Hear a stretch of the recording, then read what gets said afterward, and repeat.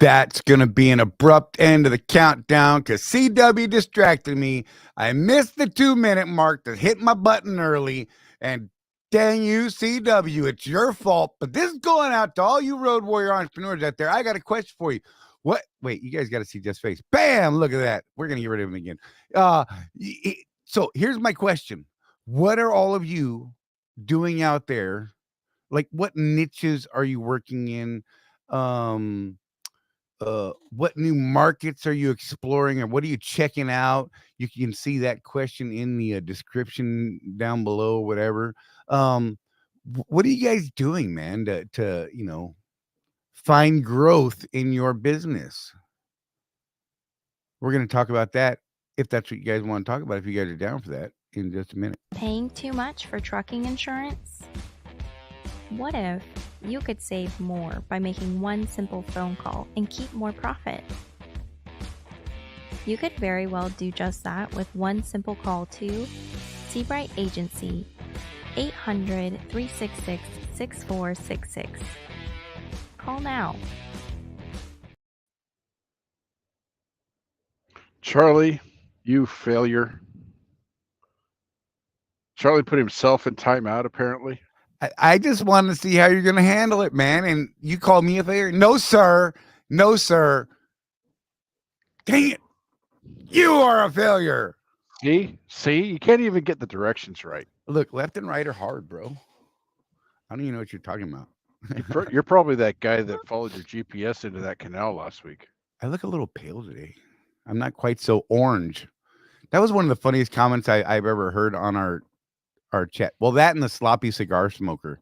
I like that comment too. But somebody said, the orange guy. I'm like, what? I live in Florida. My head is always shiny. I don't know. These lights do a little weirdness, but I'm like, Yeah. Jeff is just pasty. I'm not orange. He throws it off the other way. That he messes up the spectrum. If Just that's saying. the way you want to play it. Hey. CW said, need to change his handle the wrong way. You know what? You guys are full of it today. I'm just saying the chat before the show, it was distracting me, man. CW was talking about how late I was on the countdown timer earlier, like on the start time timer. And I'm like, no, it's the same every week. And then I missed my damn 2-minute mark. Well, he Jedi'd me, dude. He straight up Jedi'd me. By the way, you know who's first today? That guy right there, Chris Hamilton. Yeah, he said Craig the robot was out of sync today. We're a little worried about you, Craig. I see you showed up in the comments, so you must be okay, right? Right. I know. I had to text him. I'm like, dude, are you okay? Something like that, I was getting worried about you, man. I haven't heard from you. Everybody's like talking about it and stuff. It was weird. You know who we have heard from, though, is that Full Sand Trucking guy. Non-stop for 2 days. He's got some stuff going on.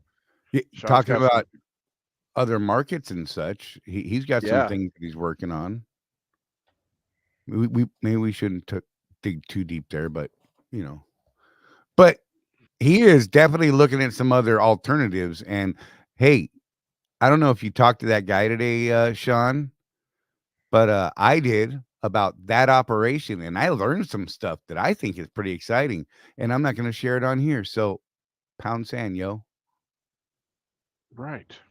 How fun is that, Jeff? We might actually have some information about the operation he wants to do that he doesn't have. Right, that he doesn't have, and it's going to kill him for the rest of the show now. So right after the show, we're both putting our phones on Do Not Disturb. Absolutely. Actually, I'm just going to mute the volume and watch it ring. Oh my God. Trucker Tim, good to see you, buddy. Yeah, I had a migraine earlier, and or you could just answer and say, "Hey, hello, are you there? Are you there?" You're breaking up. That's always great.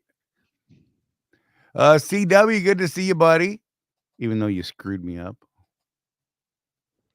Mike Anderson, missed it again. Always the bridesmaid. That's funny. Yeah. Pulls in. Craig is disallowed.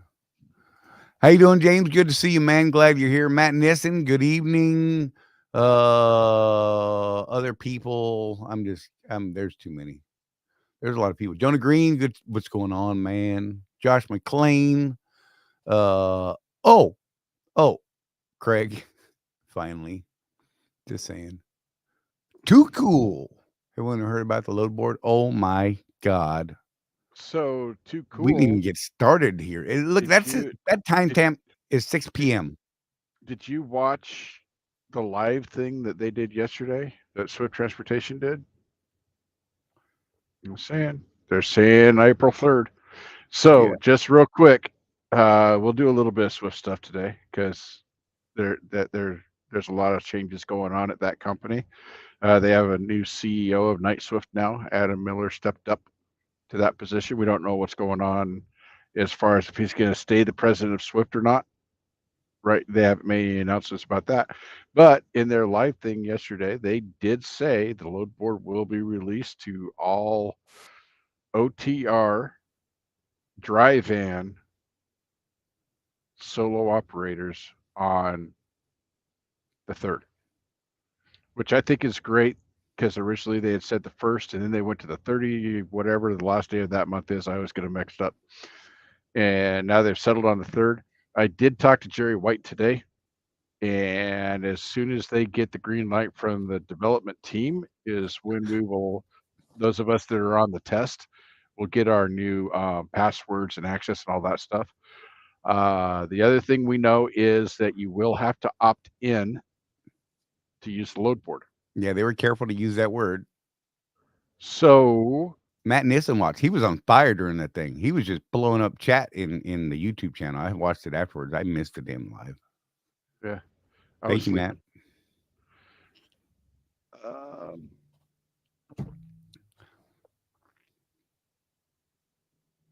yeah, Trucker Tim, let's put him up because I'm having a hard time reading that small. I must have missed that part. I just remember hearing about getting 50 new testers this week. Yeah, they're supposed to put 50 of us on this week, 50 on next week, and if we don't break it, it goes live for everybody next month. Um, so we'll see. Cautiously optimistic here. No worries, too cool. We're glad we could help with some information. Yeah. Yeah. Look, so I have a feeling I won't be in this 50 group, which is okay because Well, you're it is not 005. right. It's solo 005 freight. I get it. And I wasn't using it very much. I just liked seeing the process and being a part of the process. I would do my little testing on the back end, see how things are working, and that's cool. I think we've gone past that anyhow at this point. Um, I can tell you that I'm glad I was a part of the process. I'm glad I've been banging that drum for 10 years now, and I'm just hopeful that it comes out. Just bear in mind, y'all. Last thing we were told is you're only going to see 3 days out on the load board, and you're not going to be able to stack yourself. You can grab a load, get dispatched, and move on down the road. You can't stack a week of freight on yourself. So just keep that in mind. Yep. We'll see what happens. Hey Donna, good to see you. Hi Donna and kids. Yay.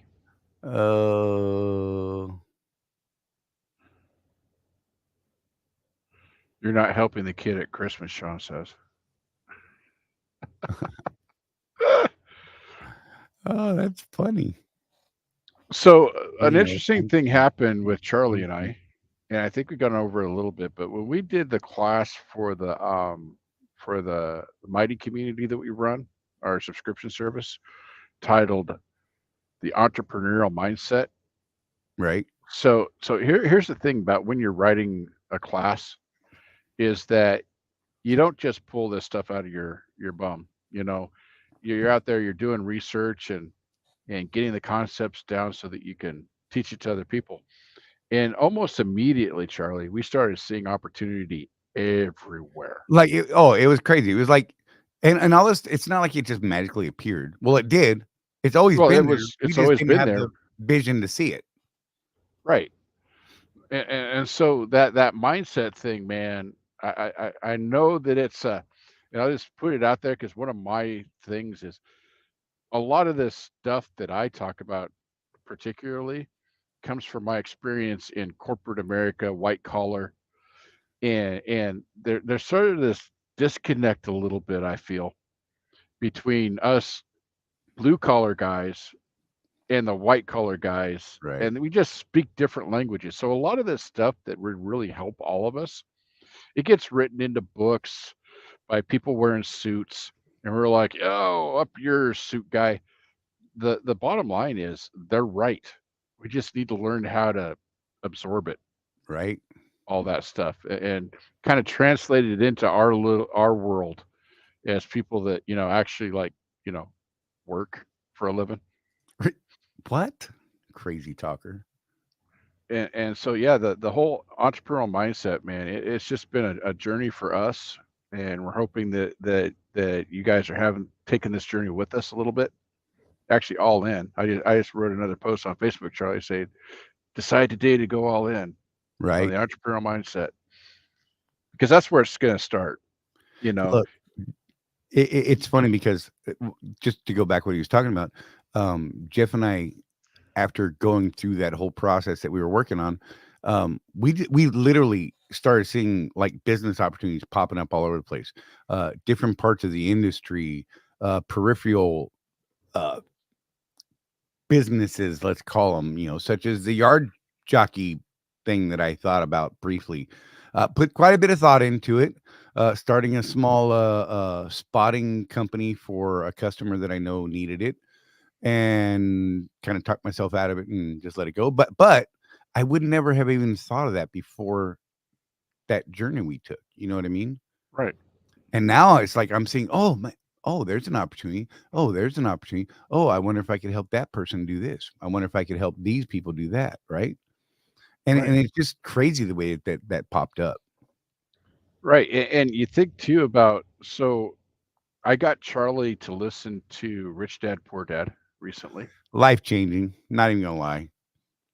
And you remember part of that book, Charlie, is that if he goes out and looks at, I think in the book it's like 5 businesses. Right. 3 of them are just going to be nothing burgers. Absolutely. One of them's going to break even, but that last one Right. knocks it out of the park. Right. And so you and I, we've looked at a lot of nothing burgers in the last few months. Absolutely. But Yeah, we've really analyzed them. yeah, we've learned how to excuse me, we've learned how to analyze the business and determine, is that too risky for us? Is it not? Right. What's the upside here? The downside is always in business that you could lose everything. Right. That's always the downside. That's the downside. What's the capital? What's the setup involved? What does it take from us? Wait. Here's another way to look at it, or another aspect of it is, can you set it up and put it in someone else's hands? Hmm. Right. Because that's business. Let's just be real. If you start cranking out a bunch of those, you know, say you're making $1,000 a month off of one business and you're not actually physically working that business, that's gold. Yeah, 10 of those? Oh, come on. 20 of those, 30 of those businesses? And all you did was build it, start it, set it up, put it in the right hands, and step back and enjoy. yeah, Never yeah. would have started looking at things like that.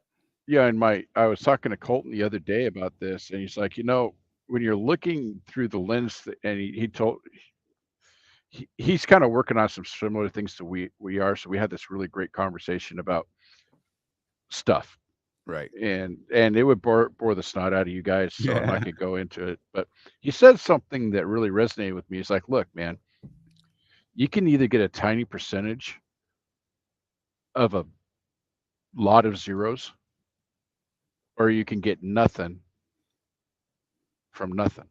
Right. Nothing from nothing, leave nothing. So you look at, can you make a couple dollars over here? Can you make a couple dollars over there? you know, Charlie and I still run our trucking businesses. We're building other businesses, though, as you know. We've got the relationship with Seabright Agency. We're building a brand with them. We've got what we're hoping will become a better relationship with ES Success in Trucking. And we're helping Colton build his business. That one's a little different, but yeah, we've got several irons in the fire. We're still trucking though. Right. Keep on. We're trying to grab, how we talk about in the trucking industry that we're going after sometimes half a penny Right. here, half a penny there.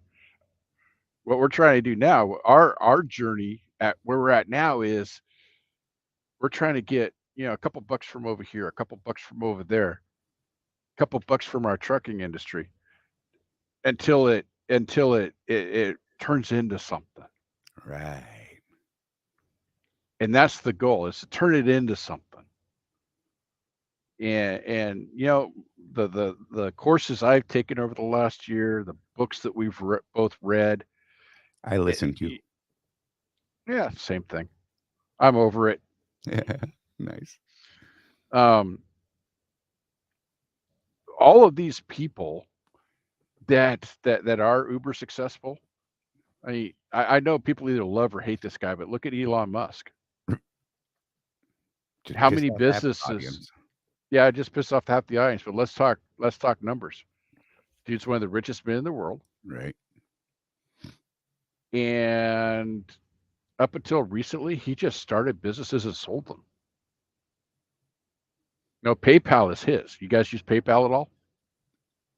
Elon Musk helped start that company and then sold his interest in it. And now he's Rocket Man. So whatever. Rocket Man. Sorry. CW distractions can cause failure also. Yeah, you have to be focused. And, over in the community, we started off with mindset. And the next logical place to go is focus. So we're working on a class right now on how to build an actual business plan. And we got the outline done. We need to do the filming. Yeah. It's hard. It's hard. There's not enough time. Complain. Well, time. But yeah, I mean. Sorry. Okay, Mike, we're going to argue on that one. You have to be born rich. I wasn't born rich. My dad sure as heck wasn't born rich. Okay.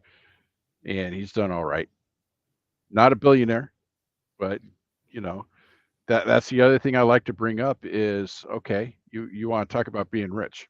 Let's talk about when enough is enough. How many zeros do you need in your bank account to where you're like, okay, I'm good? And then what do you do? Because we both noticed this, Charlie. We've talked about it. As you get older and you start having friends that leave this world, a lot of them have something in common. They stop working. They're not productive anymore. Right? It's weird. I knew a dude years ago. He was 99 and a half years old when I met him. And you know what he told me? You know what he told me his secret to a long life was? Even at his age, he played 9 holes of golf every day but Sunday. Nice. Had a purpose. Just got up and did something every day. Right. Yeah, I don't do well when I do nothing. Like, really, I don't. Mm-mm. It drives me nuts. And I don't feel good about my day. Yeah. It's odd. I mean, there are days when you feel like you need to do nothing. And, okay, maybe there's a couple here and there, but got to do something. Yeah, the other thing about the born rich theory is what's rich? What is rich? To a lot of people, I grew up rich. I don't feel like I did. I grew up in a solid middle class family. Both parents worked. I don't remember actually like being needy for anything, but didn't grow up in the West Hills either. Right. Those people were rich people to us. And those people in the West Hills, the guy that you remember this guy that built the castle in Portland? Right. Those people and the rich people looked at him and said, "That's the rich guy. We're not rich." Right. So So I was born to when I was born rather, my mom was single, struggling, kind of a not great paying job, was needing food stamps and assistance, and worked herself into a very comfortable middle class, Mhm. right? To the point where, she put 30 years in it at a company and retired and had a good retirement and the whole 9 yards. And then the stock market blew up and ruined that, but whatever. But I mean, she had a good run. Let's be real.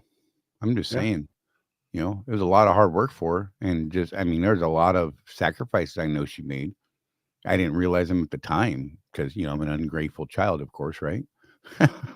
We all are. I'm still you know, ungrateful. you know, but I mean, yeah, I mean, when is enough enough? For everybody, that's going to be different. We get it. That's fine. Uh, I don't need billions. I wouldn't say no to billions, but there's that more money, more problems thing too. Mhm. Just saying. And then oh, heaven forbid you actually make $1 billion, then half the world out there is yelling at you because you're a bastard and you don't pay taxes. What? Okay. Yeah. So I'm gonna take off that same house. Look this up today because I got in an argument with somebody. This whole thing, he doesn't pay his fair share, and they actually came up with numbers, and I'm like, okay, well, let's look at that. They said if there was a wealth tax, he would have to pay $5 billion a year in taxes. He Right. doesn't pay anything now. Well, I looked it up, and Google is when you're that rich, by the way, you have to declare all that. And we're not going to get into politics, so don't even go where I know half of you are going right now. But yeah, it's public record. Um, People that aren't involved in politics, usually it's a little easier to get a hold of. So Elon in 2021 paid, get this, Charlie, $11.5 billion in tax. Billion. Yeah. Crazy. So I was thinking, if I'm that guy, right? If I was saying was worth $46 billion, right? And I just paid 11.5 billion in tax, and they want to have a wealth tax that's only going to charge me 5 billion. I'm taking that deal. That's the one I'm going for. And that's the thing, you look at these uber rich people, and it's really hard to wrap your mind around. I think I can't even imagine that many zeros anywhere. Um, they have their own world they live in. That's not our world. What our world is we own these little trucking companies. Most of us that we deal with, that we work with, are single truck operators. Few of you guys have multiple trucks, but we're not talking, you know, Swift or JB Hunt level here, even. Right. We're just running our trucking operation. So you got to set your sights on what's the next level for you. Is it going and learning step deck heavy haul because there's more money in that? Right. Is it growing a small fleet at the carrier you're at? Because, hey, again, we've run the numbers, and even with payroll, if you do everything above board and you're honest, okay, you're going to run payroll. No 1099 stuff here for Right. employees at our table. Yeah. Yeah. So let's say you can only make $200 a week per truck profit. Well, what if you had 10 trucks and you could keep drivers in those trucks and you could keep them moving? That's $2,000 a week for doing what Charlie's doing right now. Drinking his coffee, smoking his cigar. Now, that's not, retirement money, but it's a start. But again, more money, more So problems. so let's say you follow what we believe is the better path, okay? And let's say that your first truck gets paid off in full next year. Well, now you don't have any payments on that truck, and you're still going to pay that guy the same amount of money. Right. So now instead of $200, you're making $800 a week on that truck. Hey By now. the end of 4 years or so, you've got a fleet of paid for trucks. Right. So now you're making 10 grand a month. That's how you grow. But you got to have a plan. You gotta dig deep. You gotta get to that why that we always hammer on. Why are you doing what you're doing? And money is not the best reason to do what you're doing. Just putting that out there. You got to get to that one that makes you cry. You know, um, there's some crazy ones I've heard recently. Right. There was one dude that he does what he does because of something that happened to him when he was a kid. Hmm. Like he's trying to prove something, but that was his why, Hey, and he's very successful. You know, if it he, motivates you in a positive manner, I'm there. yeah, it was one of those. Grew up single mom. His mom had been married like 2,000 times, all that type of story. And Right. he has had this vendetta to prove to the world that he was not that, and he's really successful now. Yeah, it's a trip. So, Trucker Tim said, in his opinion, how much enough is when you're living debt free, including the house, while not needing to track how much you spend while on vacation. CW said he just wants enough to buy a sailboat and have enough in savings to pay for everything in interest. Yep. That's legit. Yeah. Look, I mean, and hey, if that's your goal set, by all means, man. Look, I just want to build my house. My property is actually going to be paid off next year. Hmm. Then we'll definitely try and get the house built at that point for sure. By then, um, we're the plan is to pay cash to build the house. Materials, and farm out the parts of the building that I have to farm out. The rest of them, is going to be family built. Um, Minimizing costs, right? Uh, and to be able to pay those property taxes and that sort of thing, man, I'm actually pretty good with that. Buy some ammo every month. Yep. I'm gold there. Let's see. Mike Henderson said, "You putting that 600 in maintenance because if you don't, your truck will be sitting in your yard." Yeah. I see your dig, Mike, and you've heard my answer to that, and I stand by it. Trucker Tim said, "So my thoughts on a small fleet is offering any potential driver a probationary period of either 60 or 90 days at 50% off, 50% of the net, followed by offering 65. And if that works, that works." So, Trucker Tim, I'm just going to put this out there. I would not work for you for 50% of net. Just putting it out there. That's a hard one to crack on that level. Um, and doing it through a 1099, I'm just going to put this out there. You're going to get audited because that's illegal. You cannot do that for an employee. And you will not get me to give you any other answer on that. It's just plain illegal and it's immoral. Because here's the thing, when you put someone on a 1099 that has no interest in your business at all, how do you call them a contractor? They check absolutely none of the boxes on an ABC test. None. And with the new rules that just came out, it's even worse. Right. And you're saddling them with an extra 7.5% in tax every year. That's what you're doing. Because that FICA, Social Security, disability, all that stuff, half of that is to be paid by the employee and half of that is to be paid by the employer. So if you put them on a 1099, now they are responsible for that full 15%. You know, and yeah, I'm being a little harsh, but the reality is that that's been an industry standard for a long time, which is why people think they can get away with it. But I'm telling you, they're not going to let people get away with that anymore. They're going to start going after people. If you go to FedEx and you have a small fleet there, they require you to have your employees on W-2. Right. And they require you to be an LLC. They require a lot of things. So let me tell you what I came up with, Tim, just so you know. And Charlie and I went over this, and it may not work. So I'm just going to pay them 100% of net. Well, why would you do that? Right. Because I'm going to take the entire 20-cent maintenance fund as my own. So I'm going to make 20 cents a mile on every truck. And then they Well, it's up to them how much money they make, because let's actually clarify that just a little bit. So when he says 100% of net, what he's saying, however, is that he will adjust the percentage that they are being paid from the net, say in that 80%, 85% range,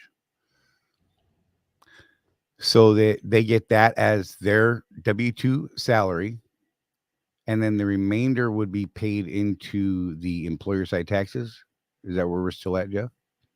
To cover the employer side taxes.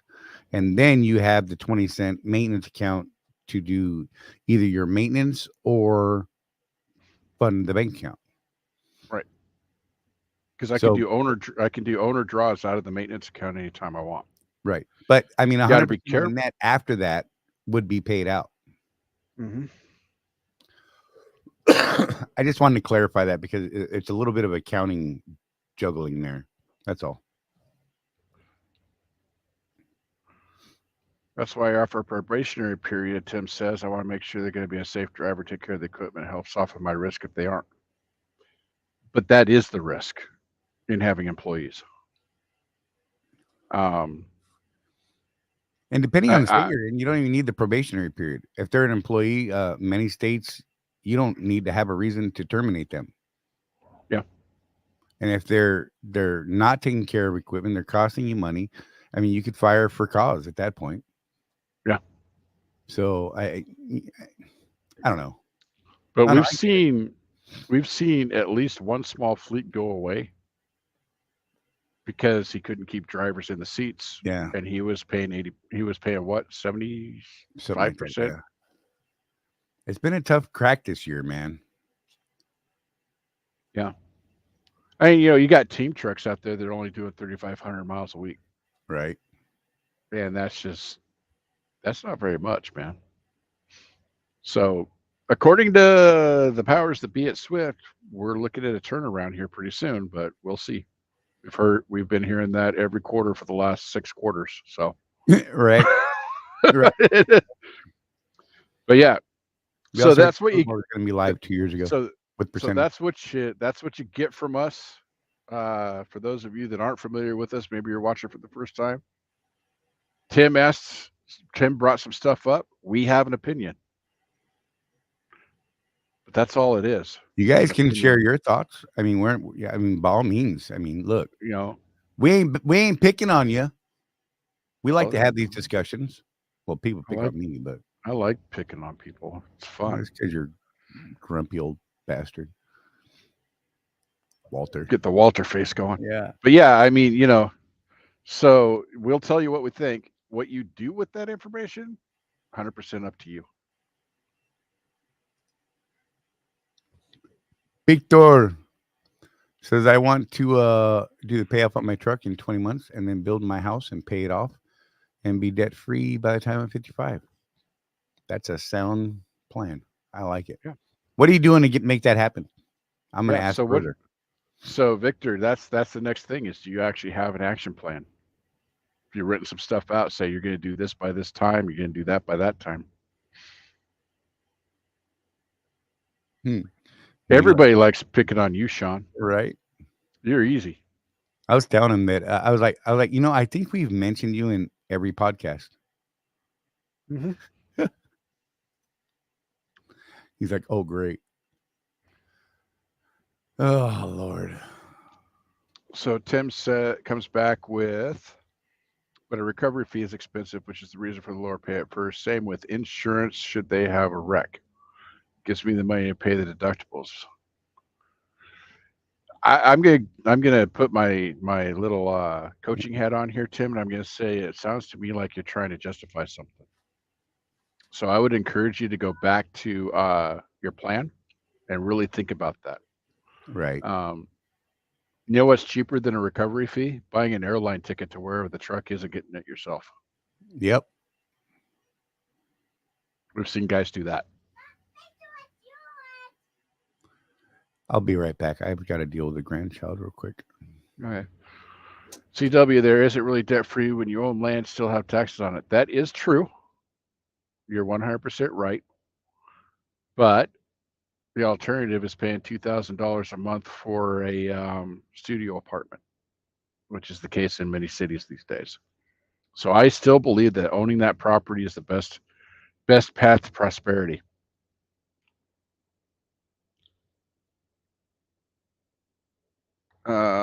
Sean's drunk. Oh, did I say that out loud? I did. No employees mean no fleet. We know what you mean, Sean. No employees means no fleet. That's exactly what's happened to some friends of ours.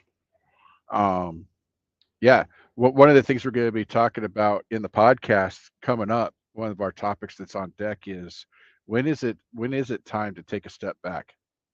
Now, maybe you have a couple trucks that you can't keep them seated, and maybe you've got to size your fleet for a little bit and regroup, come up with another plan, and then build again.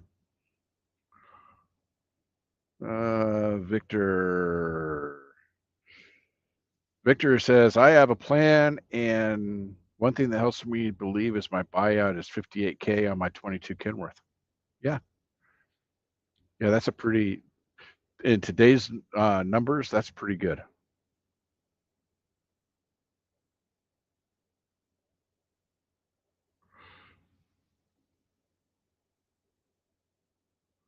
Chris put in the survey. So for those of you that aren't at Swift has a quarterly survey where we get to speak our mind, and hopefully it gets the leadership. And he's referring to the load board that in the survey that we should be paid for empty miles up to a certain amount. Over that must be approved. Yeah, we've been fighting that fight for 2 years, and it's frustrating. For those of you that don't know, the Swift load board is going to not pay empty miles. Those are going to be 100% on the contractor. We don't agree with that. Swift knows we don't agree with that. I think everybody at Swift knows we don't agree with that by now, right, Charlie? I would hope so. We've been pretty vocal about it. We've been pretty vocal about it. But like I said, the one thing that changed in what they said yesterday was we're going to have to opt in. I think that's about we're going to have to opt in and say that we agree to not get paid empty miles on those loads. Right. That's the opt-in part. There's going to be an addendum that you're opting into. Mm-hmm. Read it careful. I'm sure we will all have a good discussion over it when it comes out.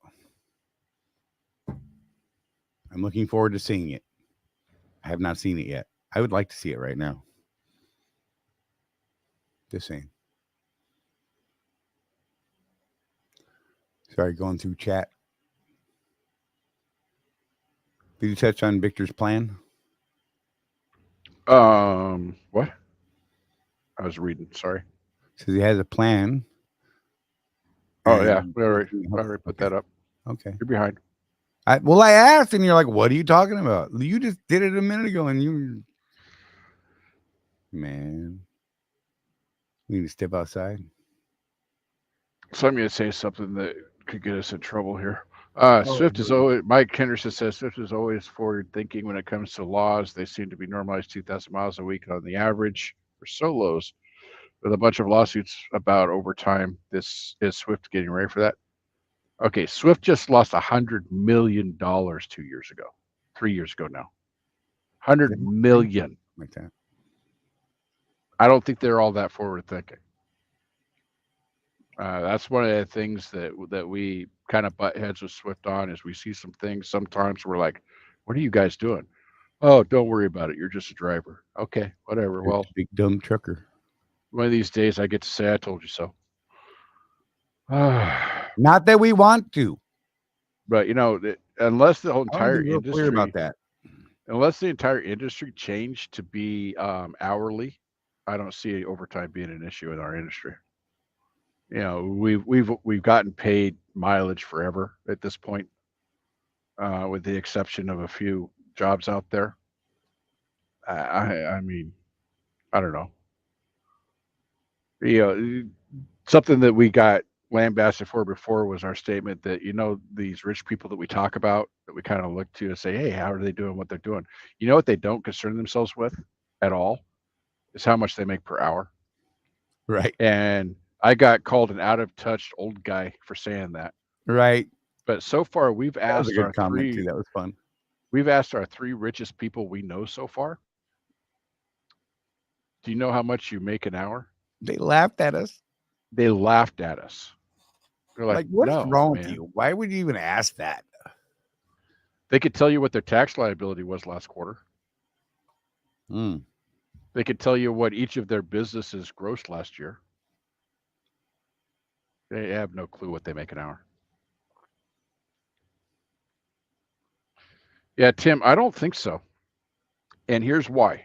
Tim says they're not getting paid an empty mile pay is a lawsuit waiting to happen. I don't think so, because you're going to have to agree to that to use the load board. You're going to have to sign a piece of paper, Right. or DocuSign, or however they do it, You're going to click a box somewhere that says you don't get paid empty miles on that. So you guys, we've been talking for several years at this point. Know your numbers, know what it costs to run your truck, so that you can determine if that load that you're looking at is going to pay the bills or not. Again, we're not saying we agree with it. We vehemently disagree with it. Our thought is, okay, if you're going to do that, then pay us percentage, because that's, percentage, it's an all-in rate. It is what it is, and you either take the load or you don't.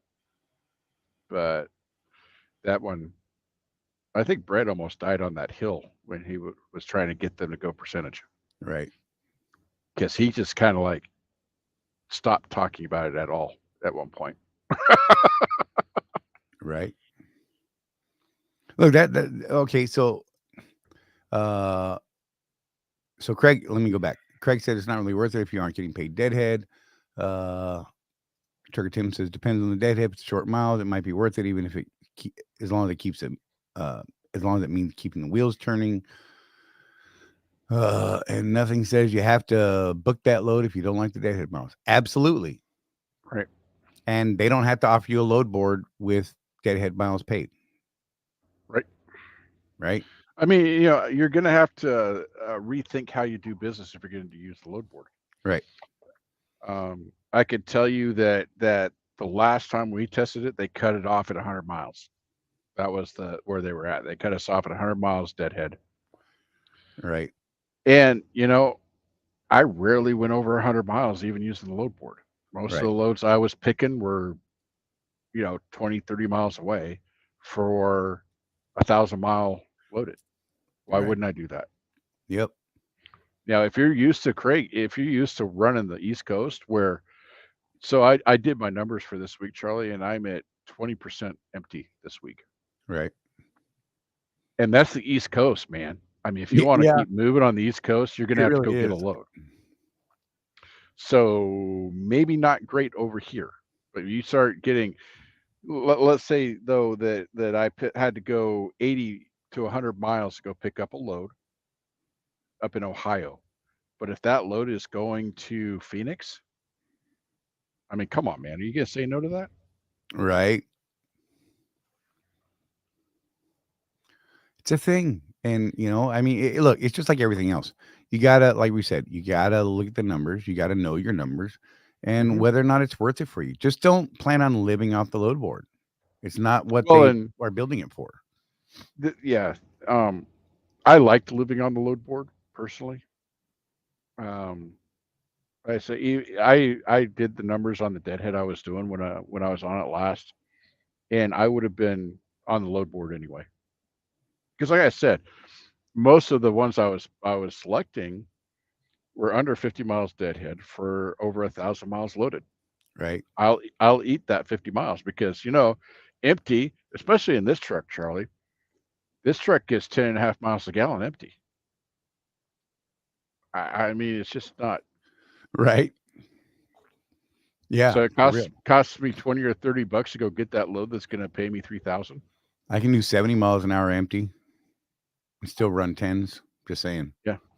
CW said that is something that worries me about the load war. People accepting loads to back themselves, not realizing the amount of empty they're accepting. Look, yes, Yeah. people are not going to pay attention. I like this comment right here. David Dunn, let's all get together, buy up all the Swift surplus trailers and start an owner co-op. Excuse me. We need a good brokerage deal along with it. For real.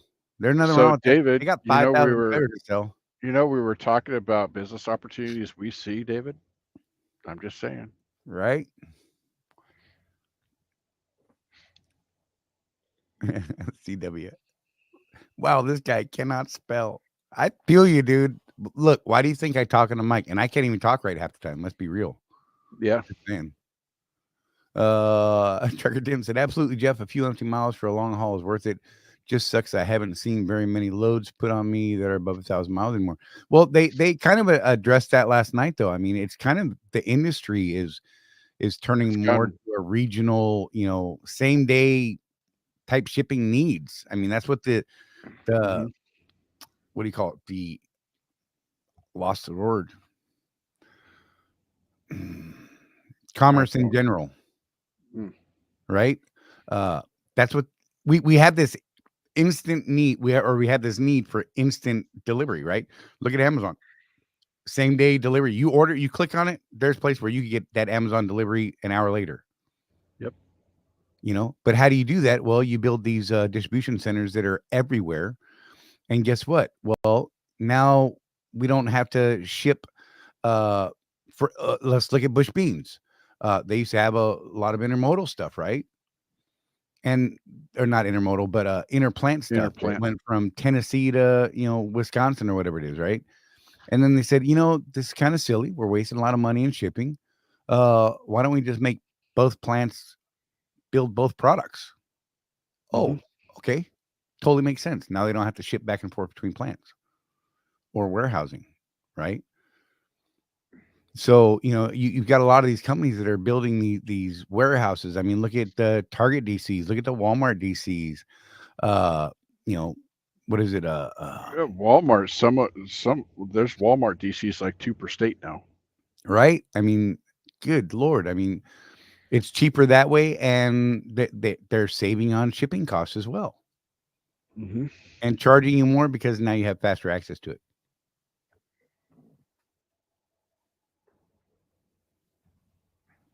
That was a good sneeze. I saved y'all from that one. I hit the mute real quick. Josh McLean says regional is what JB Hunt does. They've done away with over the road. Yeah. Yeah, we were just doing a little research on old JB Hunt today. Right. Well, trying to figure out what their 360 is really all about.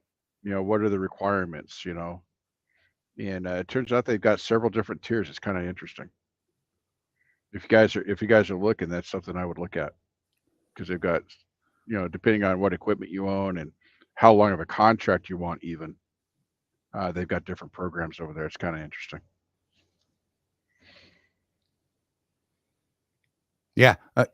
So Craig said there's money in a warehouse. JB is a big one for it. Look, so they really developed that model to where I'm not sure if they're building the warehouses, but they are damn sure staffing them and providing the entire inside logistics for those warehouses, from the full warehouse management to right out to the last mile delivery from the intermodal inbound. I mean, good Lord, those guys have done some amazing. And some of you guys aren't old enough or been in the industry long enough to understand JB Hunt was the scourge of the road. JB Hunt was the place you used to go to because you got busted for meth one too many times or speed or whatever. And they were the company that would hire you and just kind of not look at it, right? And now they are one of the premier carriers out there in what it is that they do. I mean, they have done the most amazing turnaround in history, I think, in trucking, because they were absolutely the scourge of the road. You think Swift catches a hard time? You should have heard the JB stuff back when. Oh my! And you could see a guy walk to a truck stop and go, "That guy right there, he drives for JB Hunt." just because of the look of them. And I promise you, 99 times out of 100, you would be right.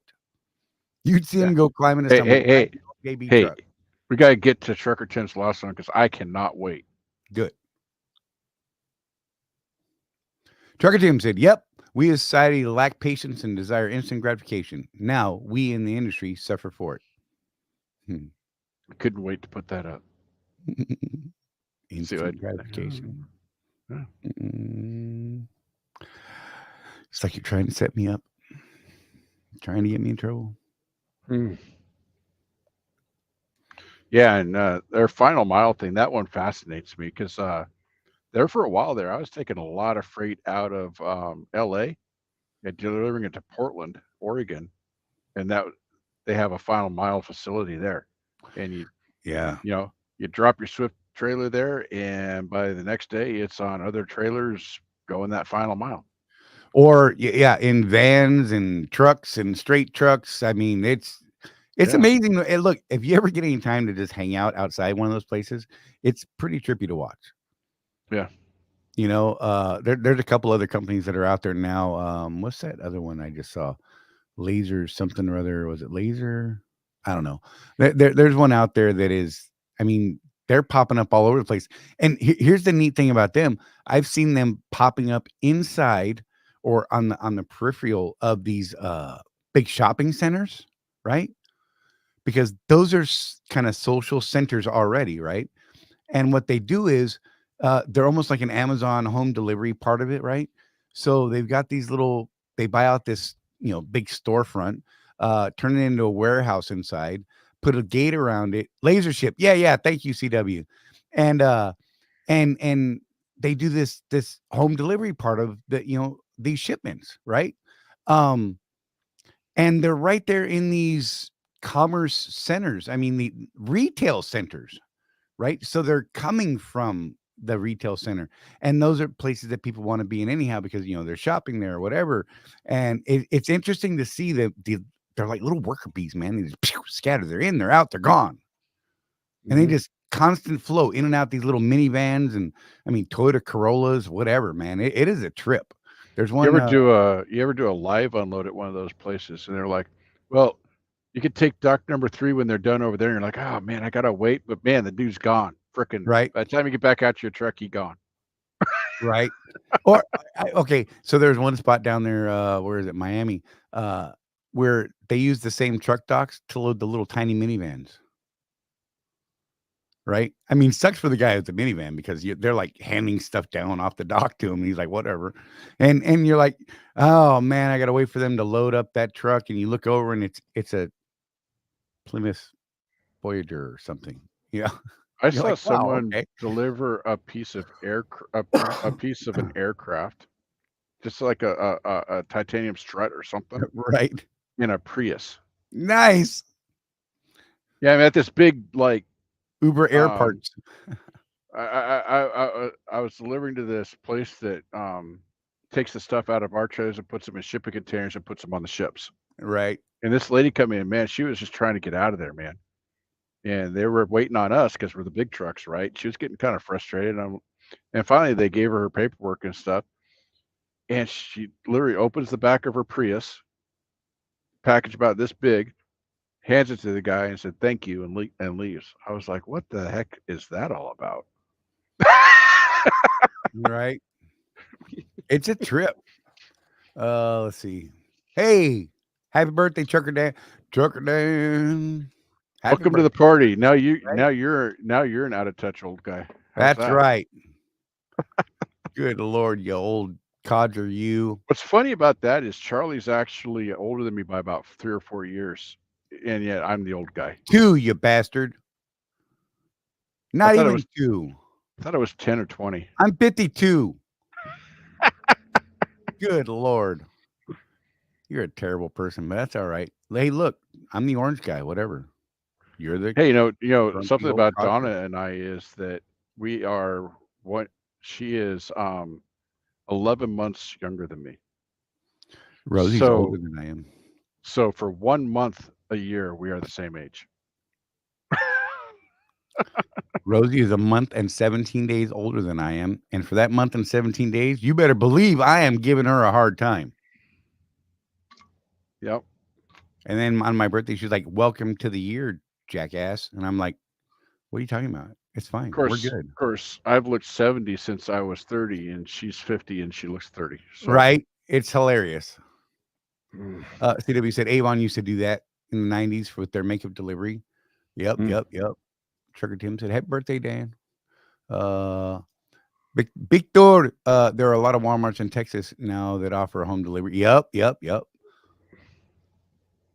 No laser ship. Miami drives inside the building mainly. Very few use the dock. Okay, so when I was there, I watched them do exactly what I was saying. That's actually where I got the uh vision of it happening first, because I was running that stuff out of Ohio down to there, and that was mad funny to see. They're like, "Yeah, we just need you to get the hell out of the way." They're like, "You could park over in that dock, but you need to get out of the way of our little vans in the morning." I'm like, "Okay."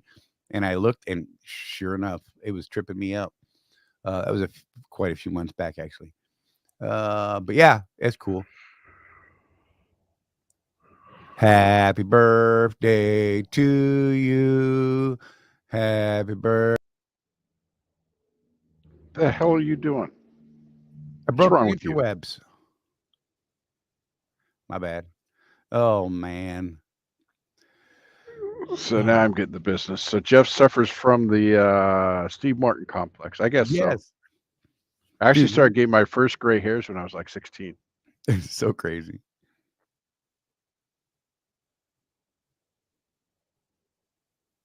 Oh, look, we both clicked on it, didn't we? Stop it. Stop it. Hey, fellas, in today's trucking industry, would a truckers union have positive or negative impact to drivers? Well, I have an opinion. I'm going to share it. I saw Jeff winding up. He was ready to go, but I'm going to say I believe it would have a negative impact on driving entrepreneurs. Yep. And I don't believe it would be a real good impact on drivers individually either, because what I see more times than I'd like to think about is the unions have a tendency to destroy companies. Don't yell at me. Look at all these companies that have gone out of business because they can't afford to meet their retirement obligations, or they have all these benefits that they're paying and they can't afford it and pay the crazy rates that some of these people are getting. Look, you want to pay me $100 an hour to drive a truck? I'll do it. Absolutely do it. Yeah, but your cornflakes are going to cost $30 now. Right? People don't look at it that way, though. People don't look at the whole thing. So, our position's going to be from an entrepreneurial standpoint, Right. and unions kill small businesses. They cannot coexist. Many of You them know, are the ones behind the AB5 rules and helping push that along. yeah, that's true as well. But the reason I say that is this: if you're an entrepreneur, you want to be in business for yourself. That is in direct conflict with the goals of a trade union. Right. It just is. Now, if you want to go join the Teamsters and be a union guy, I have friends that work for unions. They're happy. More power to you. But don't come and tell me that I can't be in business for myself, that I can't negotiate my own rates, that I can't. You see, that's the thing is, yeah, that collective bargaining thing, which is what drives a lot of people to those jobs, because of collective bargaining, they do get paid more than the average person does for that job. That's true. But as an entrepreneur, I get to decide what I am worth. If I don't like it at Swift, for instance, since we are leased to Swift, we'll just use them as the example. If I don't like what Swift is paying me, and I think I'm worth more, guess what I can do? I can go somewhere else. Okay. I have control over my destiny. I don't have someone, you know, I don't have someone in a nice plushy office calling themselves a union rep negotiating for me. I'm doing that for myself. So that there's a lot of risk there, that union guys don't have. That's true. But the upside is so much better than union guys even think about. A lot more zeros involved. And that's, that's the dream of entrepreneurship. Um, I think that, you look at the Teamsters, since that's our industry. I used to deliver to the Safeway DC up in Washington a lot, and that's a Teamsters. That's their house there, and they got all their recruiting posters up there, and they pay really well. They do, but look at the list of requirements to even get interviewed by those people. So there's that. So yeah, I worked for a union for about 4 years, the Communications Workers of America, when I was working at the phone company, and man, it was something else. I did not like them having control over my job like that. There's a fine line here, Jim. Jim said we could skip the unions and band together as an association to get better contract. There's a fine line there. It's a slippery slope. And many times what you see is everybody seems to slip. That's my opinion. Yeah, I mean, you got some groups out there that'll ban a guy just for trying to help people. Oh, let's talk about something, Jeff. Hmm. Just because you brought that up. What's going on in that one group you're in? Oh, I'm going to name him his now. status now? I've shied away from him. It's Noah. Oh my gosh. It's a new group that's trying to pretend to be OIDA. They have their own brokerage. They have their own insurance, all this stuff. They're basically trying to be OIDA. Of course, OIDA's been here forever. So if you want to do something like that, just go to join OIDA. I'm just going to say that. So yeah, I'm on that group, not as Contractors Corner, but as myself, and I'm watching the comments, and I'm like, well, I could help this guy out, asking these questions about this, that, and the other thing. And I figured they would probably ban me eventually, but yeah, they finally banned me last week. I can't comment on their stuff anymore. Well, they didn't ban him. They just gagged him. Yeah, they just gagged me. They turned off my Worse. commenting. And it's weird because, these are guys, if you want to ask us, hey, that insurance deal you've got, what's that all about? We'll tell you. Call Seabright and get a quote. Right. Won't cost you anything. These guys, oh man. People were asking them about insurance. They're like, well, if you join our association, which costs $40 a month, then we can get you a quote. Right. Come on, really, man? Tell me about the brokerage you're trying to build. Well, if you join our association for $40 a month, then we'll tell you something about it. Yeah. What? You can't get any information from them at all unless you join their association. And if anyone tries to offer help or assistance, like Jeff is great for, because they're like, oh, well, what should someone do for this or that? And Jeff be like, hey, man, have you looked at this option or this option or this option? No, man, they squash that in a heartbeat. It is dead in the water quickly. Yeah. It's a trip. I just live the humor through Jeff because I don't have the patience. I would have been banned on the first day, like kicked out of the group for sure. Yeah. So I opted not even to go there. I just listen to what Jeff tells me, and it's hilarious. Yeah. So, here's an organization that on its face, when you first join them, you're like, hey, there's a group of guys that's trying to help other owner operators out. Not so much. They're in it for the money.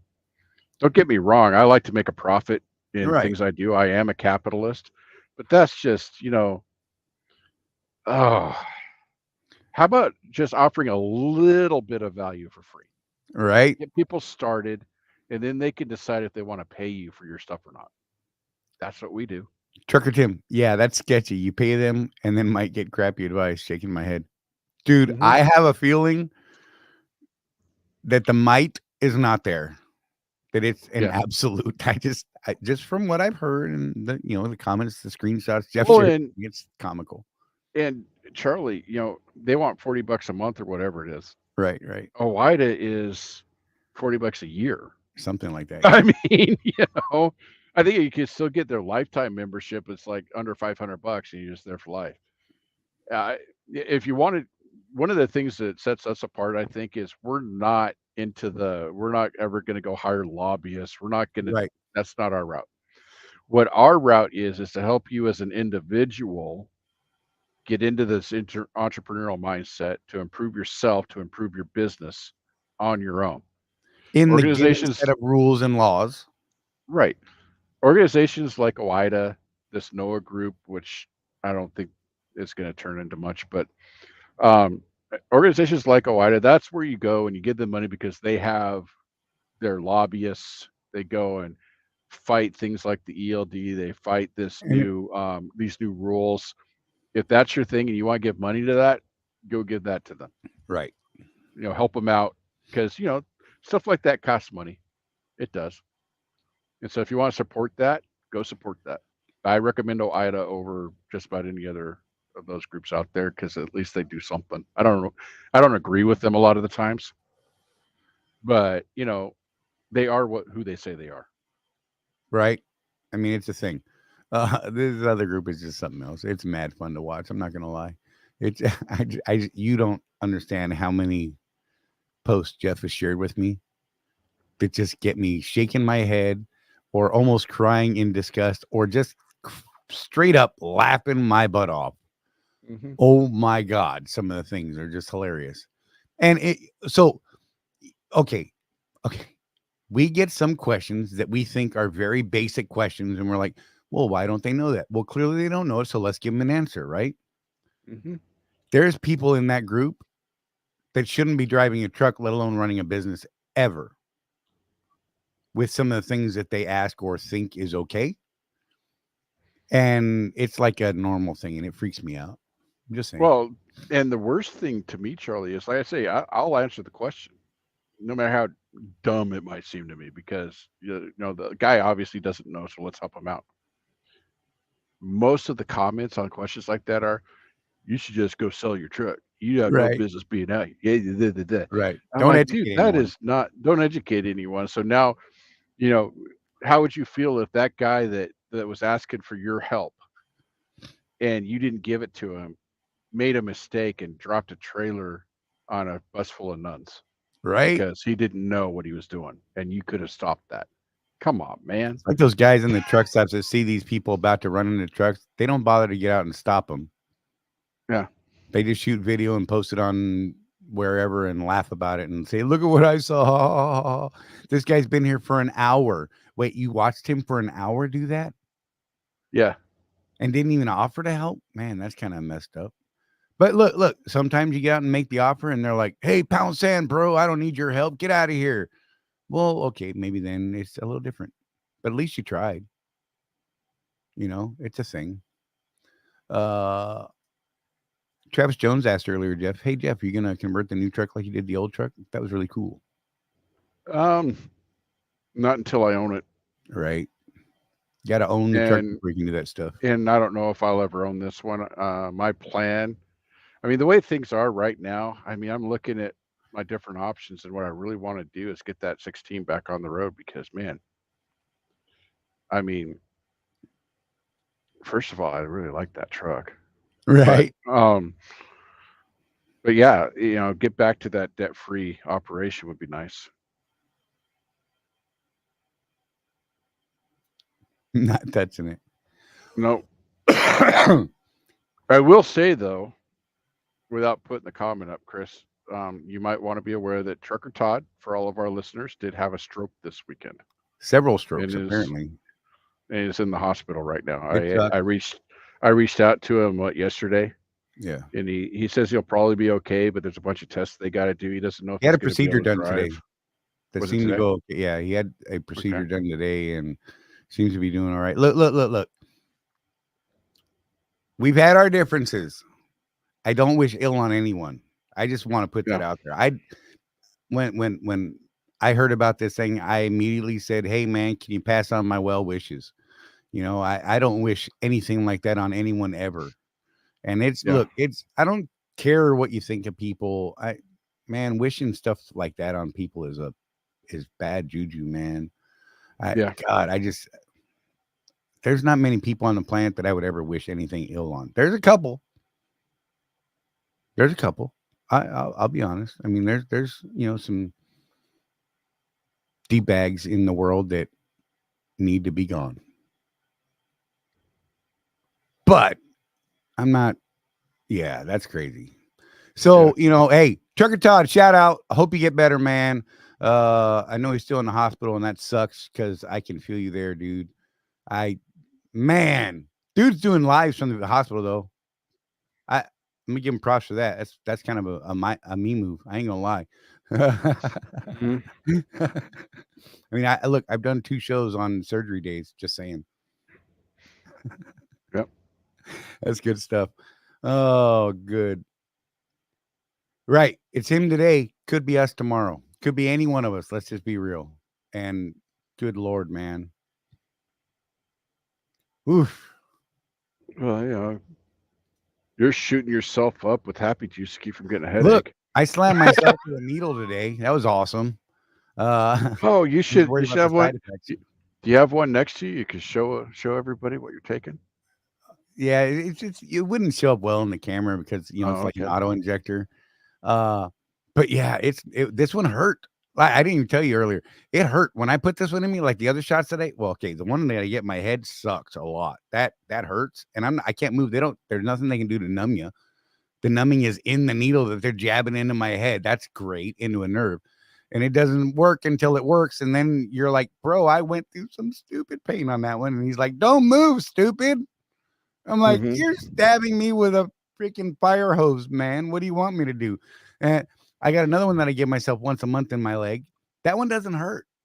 Like it honestly doesn't hurt. It's not even like a pinch even. The one I gave myself today, man, I put it in my thigh today because this one's actually made to rescue me from an active migraine. And the kind of the worst side effect is it could cause a heart attack. So I had to test this when I wasn't trucking. So I actually had a couple of migraines this week while I was working. Excuse me. And it was kind of a trip because I had these auto injectors with me on no drugs on the video, please. Right. I had these auto injectors with me in the truck, but I couldn't test it because, doctor's like, yo, dude, you got to try this before you're actually driving. I'm like, that's probably a good idea. I agree with you. So I had a migraine today, and since I've been home, I decided, well, let's try it out. It hurt going in my thigh. I felt the liquid going in my thigh. I was like, wow, that's gnarly. I wasn't expecting that. And, actually made me bleed a little bit. That was a bummer. But here's the cool thing. No heart attack, no dizziness, no instant sleepiness, and it got rid of the migraine, which is weird because my migraines come from the, what's it called? I can't think of the nerve bundle right now, but there's a nerve bundle that comes out from between C2 and C3 in your neck, and it supplies one side of your head from one side of your head from the other side. And it's like all the nerves. It's crazy. And while the nerve in my neck was still kind of twitchy and achy, it actually killed the migraine. So I'm pretty stoked about that, which means I can now use this in the event that I get one of these while I'm out on the road. I can now use these shots and not worry about my heart exploding on me and my, face falling off. So I'm pretty happy about that. And it didn't make me tired. It made me a little sleepier than normal. But not like, oh, I'm nodding, right? I'm like, oh, okay, yeah, I'm slightly more tired than I was. Totally manageable, totally cool. I'm pretty happy about this. I'm excited about the use of this. My only concern with all of this that I'm doing right now for my migraines is the fact that we are treating the symptoms, even though we know the root cause, and we're not fixing the cause, which is the pinched nerve in C2, C3. So that's a fight I have to have with my doctor still. And that's probably going to end up with another neck surgery and another fusion in between 2 more discs. But whatever, it's a thing. And another Batman episode. Yes. Because that's a neck brace video right there. So yeah. TK, what's going on, man? Good to see you, brother. Hope you're well. Say hello to the kids, especially my princess. Just saying. Turkey Tim, I had to break down and visit a doctor while passing through Chattanooga on Thursday. They gave me a few prescriptions and a steroid shot in the hip. Never had a shot in the hip before. Didn't hurt either. Good. I got one shot that was a steroid shot. in my buttocks one day. And I'll tell you what, I walked funny because when dude, Rosie was cracking up. Like she was in tears watching me walk out of the hospital that day because whatever it was they gave me, that thing wasn't right. Like it reminded me of the old, any of you guys in the army back in the day got that gamma globulin thing shot into peanut you. butter shot. Oh, right. And that's what it felt like, only actually worse. And I thought, this is not cool. I hope I don't need this again because it sucked. So good for you. I'm glad. Hey, look, that's important. Taking care of your health, you guys. And doing it on the road is tough. Look, honestly, I probably almost died because I'm being stubborn with my appendicitis stuff. I can tell you that Mark Olinger, one of our dudes, is the reason I went to the hospital, and that guy probably saved my life. Mm-hmm. Like literally saved my life in his talking me into going to the hospital. I was actually on my way home and was like, yeah, bro, I'm just going to go home and relax and go to bed and just, kind of tough it out. And we got to talking, and through a story that he shared with me, it sealed me going to the ER that night. And they're like, yeah, you can't believe you did this far. Like, and I almost lost my colon. Like I was going to poop in a bag for the rest of my life.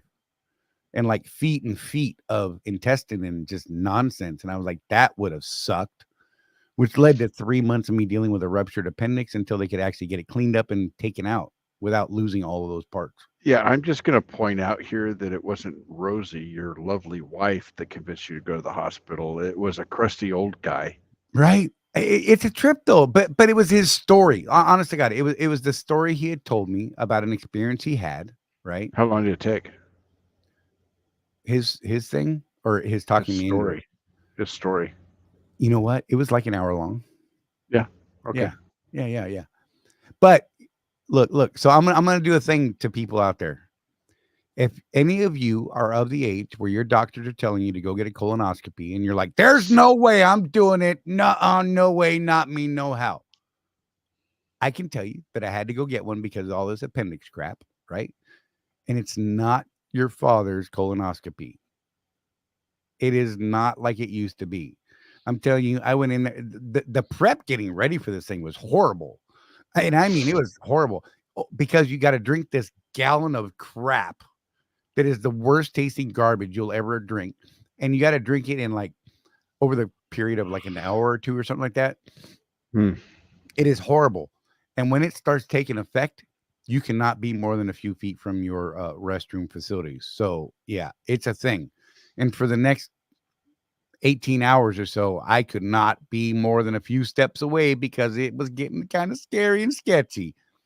Yeah. Now, that was 2 days before. The 2 days before the colonoscopy is the prep work. Look, there he is right here. This guy. Mark Olinger, the man that saved my life. And thank you, Mark. I've told him this before. I believe he saved my life. And now I'm talking about colonoscopies, and I was harping on Mark about this, and it was because of the old idea of the colonoscopy. Anyhow, so after the 2 days of prep, I go into the place where they're going to put the happy hose in your backside, right? I walk in there. It's a little embarrassing at first because, I mean, I'm laying there in a gown, and they like uncover everything, and you're on your side, and there's a guy behind you with some artillery and things, right? And I'm like, well, hi, buddy. Can I have a hug? No humor in that guy. Just no humor there. I'm like, before you get started, could I have a hug? He's like, stone faced, just not cool. My anesthesiologist, that guy, rock star. Because he was laughing. He's like, that was good, man. Anyhow, so they drugged me up, he's like, man, I'm going to put you to sleep. You'll be under light sedation. You won't remember anything while you're sleepy. He said, but when you wake up, you're going to remember stuff from that point on. And it's funny because he brought me out of anesthesia early, so this procedure was still happening.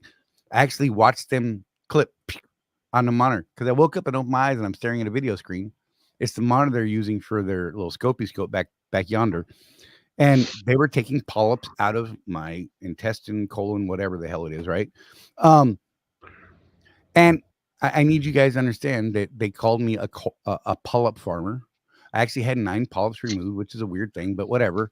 But here's the thing: those polyps can turn into cancer. That cancer can turn into you losing all of those gut parts and or killing you. Period.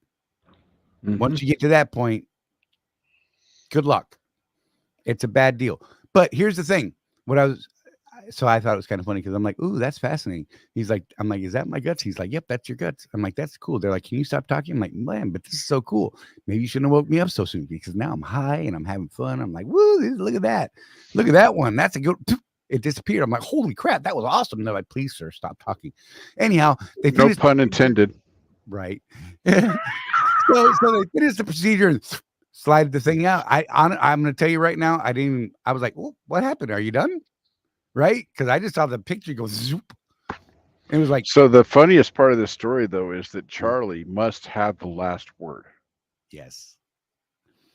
So they're telling him to shut up. He's like, okay. And then they say, shut up again. And he's like, okay. Right?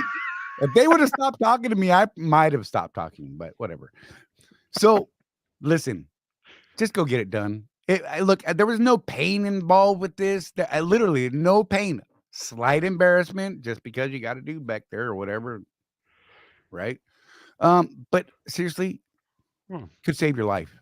I mean, this is stuff that's easy to stop. You catch it early, man, come on. So look, that's my public service announcement. Sorry, we probably lost everybody during that, and I apologize. We actually went up by 3 viewers. Nice. So Mark Olinger, my dude, thank you. And I wonder if he's got his appointment because apparently I talked him into getting a colonoscopy. I wonder if he's got that appointment yet. His wife is actually having trouble getting that set up, but whatever.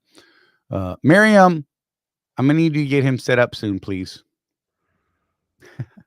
Anyhow, good stuff. Trucker Tim, chronic acid reflux is also something that should be looked at. Could lead to Barrett's esophagus. That could lead to throat cancer, something my dad was treated for a few years back. Get this. I have experience here. One of the procedures that I had back in 2008 was a Nissen fundoplication. Big magical words. I had acid reflux and GERD that was so bad that it completely dissolved the flapper valve at the bottom of my esophagus that goes into your stomach. Completely gone. Nowhere. There is no barrier. So anytime I got past yay orientation back down to here, acid was flowing right back up and eating at my esophagus and your throat, messes up your sinuses. I mean, all kinds of nasty stuff happens. Nissen fundoplication, they take your stomach, they pull it up around the base of your esophagus, which is, let's call that your your esophagus comes down in your stomach, and they staple it and sew it to your stomach, which creates a new valve because your stomach's a muscle and it's constantly gripping and moving, and it closes off your esophagus so that the acid can't come back.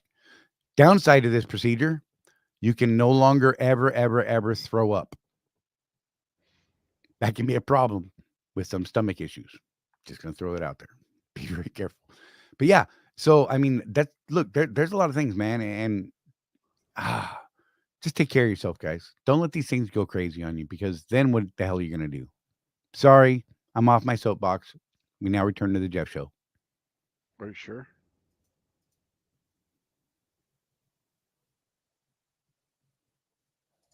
Riveting stuff, Jeff. Riveting. Excuse me. Oh, man. Chris Hamilton, me too. Liquid diet for 8 weeks. Dude, I was so sad. I could not eat things. But now, after that Nissen fundoplication, I can eat anything. I'm just saying. I eat things I probably shouldn't, but I haven't had any problems since 08. Honest to God. It was really a life changer. Like it was probably going to put me out of business back then. Or out of trucking. I had it done just before I started trucking. So yeah, that's the thing. Yeah. I can't imagine being on the road with that. I was eating antacids and crazy and Prilosec and all that crap. Like it was Tic Tacs all the time. And it was not doing anything. It was no fun. Trucker Tim, I take acid reflux prescription twice a day. Been on it for years. Losing some weight would help though. Yeah. True story. Yeah. It's a thing. We could all lose a pound here. My dad was on the purple pill for a long time. And because of some other maladies they had to take him off of it. And dude, like for the first 3 weeks after they took him off of that, he had to be close to the bathroom. Right. Because CW. all those acid reflux medicines, one of the things they tamp down the acid in your stomach, so you're not fully digesting your food.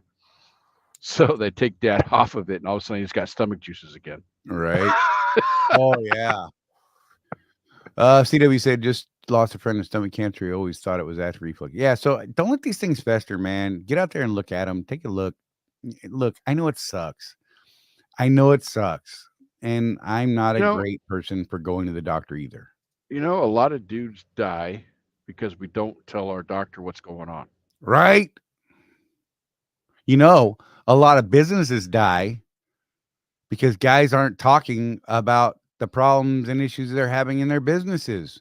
Jeff and I see Absolutely. this every month in the private group. Yep. Honest to God. Yeah, we get a list of we get a list that verifies whether or not people in that private group still have contracts with Swift, because we keep it closed so that, I mean, it's a place where we can say things without the suits Right. over our shoulders. So we just keep it Swift guys in that one. And man, I would say 9 out of 10 people that leave, not once did they ask a question on the group. Not once. Army Kane, sorry, man. Oh, glad I joined during the joyful discussion. Right? I know, man. My bad. Glad you're here. Thank you for being here. I appreciate you. That's a name I don't remember seeing before. So thank you. Hey, Army Kane. I don't remember seeing your name. So if you don't mind, share a little bit of what do you do? Are you trucking? Are you not? Sometimes we get people that aren't truckers. It's cool. Are you a Swift dude? Are you not? If you're not a Swift dude, what are you doing? Where you at? You don't have to say. Oh, Caps. Oh, okay. See you, brother. Okay, my bad. Where'd that name come from, I bro? thought you knew everybody. But I've never seen that name. I've got an Weird. excuse. I don't remember my own name half the time. That's true. Oh man, good to see you, brother. Yeah, you did pick a good time. Mike Henderson said, I had a esophageal removal at 28 because of cancer. I was throwing up blood before I ever went to a doctor. I was driving the whole time. See, we're stupid. Yep. We My dad was it 2 years ago, because I called you about this, Charlie. I was Yeah. all kind of like, oh, I don't know, this might be it. Right. He almost bled out at the Right. hospital. He had 3 stomach ulcers. He passed out at the house, and mom calls 911 because my dad's a big man and nobody's moving him but those nice, strong young men. Right. And yeah, he almost bled out. Like, we were like, I don't know, this might be it for dad. The hell is It wrong was with kind of us? scary. Oh, on that cheery thought, let's all look, take better care of yourself. Look, I say it most Don't let your business bleed out. right. Good segue. Right? Don't let your body bleed out. Don't what's the word? Neglect your body. Don't neglect your business. Yeah. Just saying. Find the balance between the two. Just saying that's the thing too. Man, sorry we went off on this. No, I'm not. I'm not sorry about it. I'm glad we talked about it. I think people should talk about stuff like this more often and be more open. Maybe less people will die from silly things that could have been caught early. Yep. Right? I now have to go in every 3 years as a recommendation for colonoscopy. And you know what? I ain't looking forward to it, but I ain't afraid of it. I already know what to expect. They gave me good drugs. I left happy. Mm-hmm. Just saying, I walked out there still high as all get out. Wife's like, oh God, just get in the car. I'm like talking to everybody walking out. They're like, seriously, you need to go. I'm like, woo! I have That no was idea great. what that must be like for them. Yeah. Jeff catches it all. Trucker Tim. So I want to go back to my question from earlier to get back into the topic of trucking. That's great, bro. I'm sorry, Tim. Do y'all think the hot shot secret oil additive would be a good thing to use? Yes. So, especially if you're doing the extended oil drains like I do on the 16, I don't change the oil till the lab tells me to, which on the average has been about every 130,000 miles. What that additive will do is it will boost the base number in your oil. Excuse me. Right. We talked to Bruce Mallison about this, and they've actually started selling it on their website at pittsburghpower.com as a package with the OPS filter. So when you order a filter, you order the additive, you put it in your oil, because they've seen that the base in the oil degrades to a number that's too low for their liking, and that additive will put that base back into the oil, so you can Sweet. continue with your extended oil drains. So that would be putting it in about every 25 to 30,000 if you're on that program. So, anything you can do to extend the life of your motor, it costs a little bit of money. I can't remember what it is off the top of my head. Right. But, what's an engine cost? A Oh, little bit of preventative maintenance there. Yes, Charlie. sir, I wanted to bring up a topic. I had a conversation today with an individual in Messenger, and they were asking me, so with the for the Swift guys and the IEL leases, this is in the truck contract, the equipment contract, we have a maintenance schedule to follow. Right? It says do this at 25,000 miles, do this every 50,000 miles, do this every 100,000, 350, 750, and every interval you need to do these things. Right. And he asked me, he said, well, is that based on the truck's odometer miles or when I started the contract or what? And I said, well, I would find out what has been done, because I feel like you should be able to do that, being that this is a maintained truck from our carrier, and this is not going to go well. I hope you can already see this, and I'm sorry. Nice. And I said, here's what I would do. I would kind of check it out and use your best judgment. If you can find out when it was done, I would do those things at those intervals, right? But I would double check with IEL Rapid and ask them what is expected, right, from the contract, from their end. And what he was told from Rapid was that those intervals are from when you start your contract. Now, here's my problem with this. Truck has 325,000 miles on it. They wouldn't give him the maintenance history. Couldn't tell him what had been done up thus far. This is a problem. This is a serious problem, guys. Okay. So at 350,000 miles, I've had my truck since brand new. I know that at 350,000 miles, the DPF needs to be checked or cleaned or replaced, depending on your thought process there, right? 325,000 miles. If he now starts that maintenance schedule, he's going to be at 700,000 miles before he ever gets the DPF looked at. Because they told him, now you start this schedule. That to me is a huge freaking problem. I think you need to treat it as if it has not been handled from day one.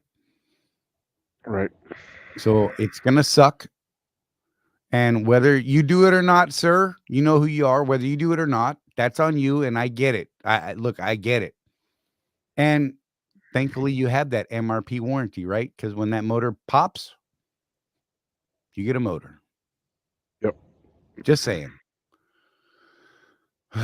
I don't want to go through that problem unless my motor pops on an MRP truck 2 weeks before I pay it off. Then that's a bargain. Yeah. I'm down with that because now I got a new motor. Whatever. Chances are it's not going to happen until 2 weeks after. Let's be real. Yeah. So that was the thing, man. I don't know, right? That really bothered me today, having that conversation. Not the conversation, but the response that they got from Rapid. And I wanted to get your thoughts on that, Jeff. What do you think? Sorry, I was reading. Oh, what are your thoughts on their thought process there at a Rapid saying, well, no, just start the maintenance schedule from right here, right now? No, I've already decided on that. So my they say they did an oil change and all that before I picked the truck up. Okay. My next interval is at 200,000. I'm going to do that 200,000 mile service. Nice. That's kind of where I'm at. I think if I picked up a used truck. I picked it up at 138. So right. At 200, it's a little past what they want, but you know what? I'm going to roll the dice on that because I've been doing this a while and it's not that big of a deal. Well, one might assume that they did the 100,000-mile service, which is supposed to be done every 100,000 miles, which includes the power steering fluid change and filter change and a bunch of other stuff, kingpins, bearings, the whole 9 yards, right? So Yeah. let's hope that the person that had it before you did the 100,000-mile thing, maybe not, right? So let's say you get to 200,000 and you just say, okay, well, it's another 100,000. Pick it up from there, Mhm. right? You're at Yeah. 200,000, then the next 50,000 you get to a regular 50,000 B service, with a Freightliner. I don't know what the KWs and all those are. And you just move on and you hit 350, you're going to do the DPF stuff. And Jeff looks like he sat on a porcupine. It's really funny to me right now, and I'm really distracted by that. And I think it's Apparently, awesome. I'm sitting on my mouse. Ooh, that's close to a porcupine. So yeah, it's a thing. I saw something up here. Mark Ollinger, my colonoscopy is scheduled for 4/23. Yes. Thank you, Miriam. And Mark, it's not bad, bro. So Tim, I'm going to tell you, did you read your owner's manual? Because I know that on the Freightliner, it's every 50,000 miles to keep the warranty. That service interval they have comes from that. Right. And if you plan on MRPing the truck, they won't MRP it unless you follow that schedule. Right. If you're going to just buy it out, that's one thing. But yeah, if you're one of those guys that's relying on that MRP option, they will not MRP that truck unless you do the schedule that they have in the contract.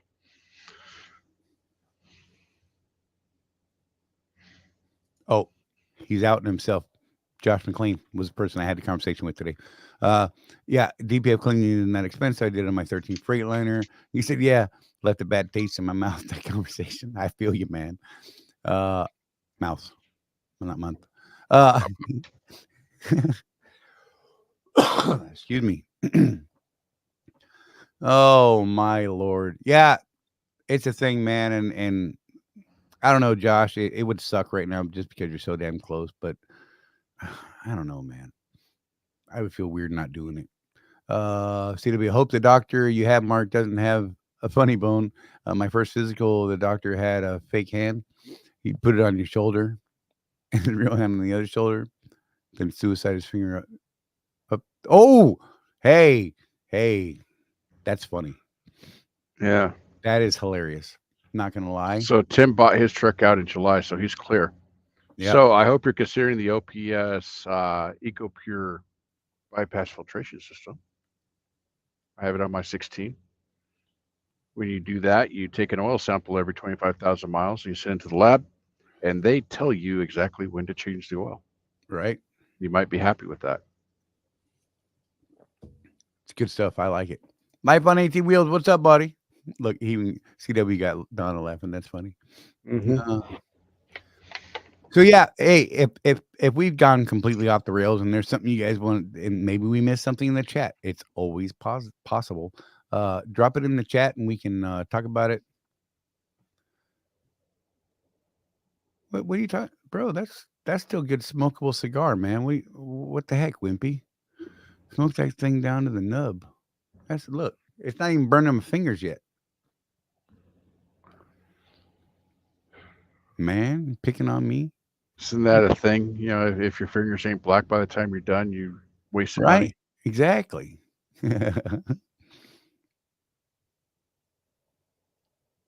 Yeah, Trucker Tim, if you haven't And a already, fleet air get a fleet air filter. filter. Those things are amazing. I still, you know what? I still have done that thing. I haven't put one. Grab the roach clip, he said. I haven't put one in my 23 yet. CW Charley and his blunts. That's funny. Sean Fairman, good to see you, buddy. Joining late, checking in from Popka. Whoop whoop. Up the road there. Down the road there. Hey, Popka. Yeah. Florida's got weird names for towns. Yeah, it does. I think it's Indian stuff. Seminole Indians. Feather. Sorry, stop it. Just gonna stop there. I can say it because I'm actually one of them. I say it all the time, feather, not dot. Oh man, we just got canceled.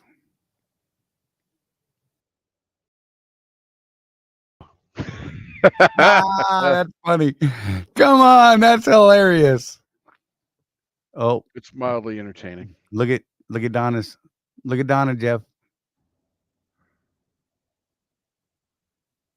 Vincent reminder. Yep. Oh, Vincent. Yes, the thing you couldn't remember earlier. Oh, She pulled it out. yeah, remember, guys, if you are an LLC, you have to go to the FinCEN website. And Charlie, can you pull that up real I'm quick? looking for it right now. And you've got to register that you're not a criminal, or you might lose your business. We don't know what's really going to happen with that, but it's a new thing where we got to report that we actually own the business and that we're not just laundering money. So yeah. If you want Trick or CFO to do it, it's going to cost you $2.99, or you can go on the website. I haven't done it yet, and figure out how to do it on your own. From what I understand, what Colton was saying is it's really not that hard. If you want to pay him to do it because you just don't want to deal with it, that's what it's going to cost, is $2.99. Probably take you a couple hours to fill everything out and get registered.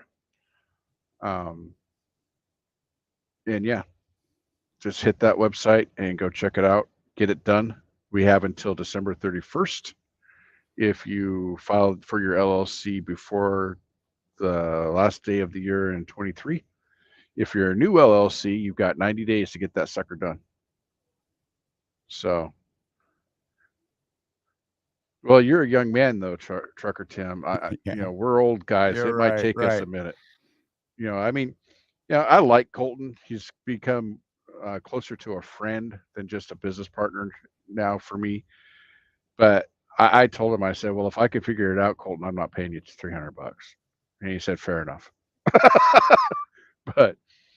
But the service is there if you want to take advantage of it. I'm sure that the other accounting firms also have a similar service. It costs money. Their time is worth money, so I don't begrudge them that. Oh, I remember 45, Trucker Tim. Those were good days. Those were great days, bro. I could almost Felt like a remember all my baby kids. still. I could almost remember all my children's names when I was 45. Right now, Not their birthdays, but just names. hey, you, the one with the face. Here you go, Wimpy. Yeah, when you got 6 kids, especially, the more kids you have, the more difficult it gets. I'll be like, hey, Michael, and my daughter will turn around and say, I'm Violet. I mean, not even the right gender. That's close, man. I got it. Yeah, one's tall and skinny, and one is not. So.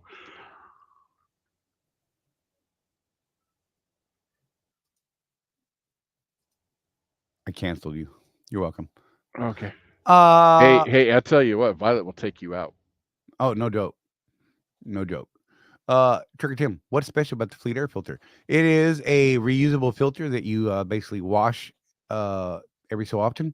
Apply some oil to it, and it helps filter. It actually filters way better than a standard paper filter that you would put in your equipment, and allows more airflow. Yeah, you'll actually probably see a minor increase in fuel efficiency as well. At least I did with my 07. Some people do not, and that's fine. But I guarantee you, it's cleaning the air going into that thing a whole lot better than what the paper filter does. Yeah, and it's a little spendy up front. Yeah, it's like $500-$600 up front, but it's a forever filter as long as you don't rip it up. And I think that the replacement cartridges for it aren't that much. It's just the initial. Yeah. But the only thing I'll caution you about with that is that if you're going to use a reusable air filter, make sure you're checking that restriction gauge more often. Right. Yep. Victor said, how often did you have to clean yours, Charlie? Because I you were was down there about in the dust a lot. a month and a half or so. Okay. Yeah. Because with my extended time out that I spend, we were talking about getting one for the 16, and so I was going to actually get two cartridges for it. Right. That way, if I needed to, I could hot swap while I'm out on the road and then just clean them when I get home. Yeah. I mean, there was a couple times where there was a few where I actually had it about 3 weeks. Honestly, you get in some of these environments and you're just like, holy hell, man. Yeah, Hey, going through Phoenix when the dust storms are going. right. Yeah. Have some Klotz oil with you and another wrap or something. I'm just saying. Rich said I had my DPF system cleaned at $350 and it cost me $1,300. There you go. You know, for another 1,000, you could have gotten the full service done at DPF Alternatives and had a lifetime warranty on your DPF. And got the one box done and magic Mhm. stuff. Lifetime warranty. Just saying. As long as you're using the max mileage.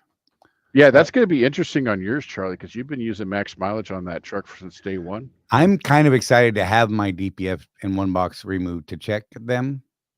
Mm-hmm. 'Cause I want to see what we see.